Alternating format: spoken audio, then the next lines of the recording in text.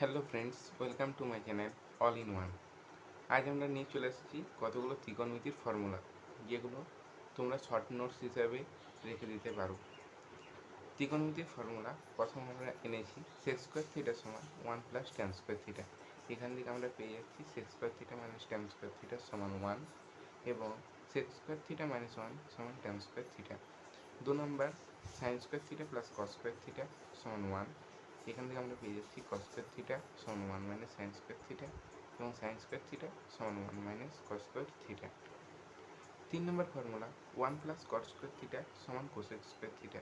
এখান থেকে পেয়ে যাচ্ছি কোসেক স্কোয়ার থিটা মাইনাস 1 সমান কট স্কোয়ার থিটা এবং cot square theta minus cosec square theta সমান 1।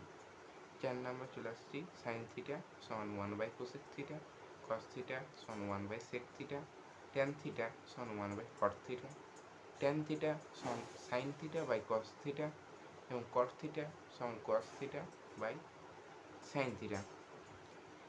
এই ফর্মুলাগুলো মনে রাখলে তোমরা ত্রিকোণমিতির যে কোনো অঙ্ক অনায়াসে সহজে করতে পারবে। এই ফর্মুলাগুলো শর্ট নোটস হিসেবে তোমরা রেখে নিতে পারো। এগুলো খুবই ইম্পর্ট্যান্ট মাধ্যমিক পরীক্ষার্থীদের জন্য।